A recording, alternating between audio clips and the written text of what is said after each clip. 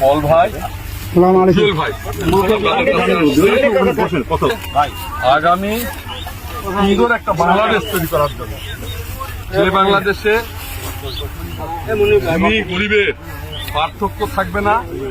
আপনারা যারা শ্রমিক আছেন, শ্রমিকের ন্যায্য অধিকার পাবেন, ন্যায্য মূল্য পাবেন ফসলের।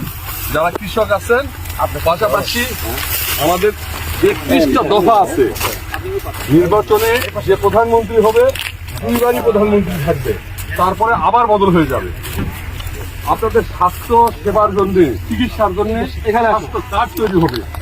সেই কার্ডের মাধ্যমে আপনারা সকল রোগের চিকিৎসা পাবেন। রেশন কার্ড তৈরি হবে। এইরকম নানান রকম আমাদের এই 31 দফার মধ্যে দফা আছে। আগামীতে বিএনপি ক্ষমতায় গেলে এইসব আমরা বিএনপির পক্ষ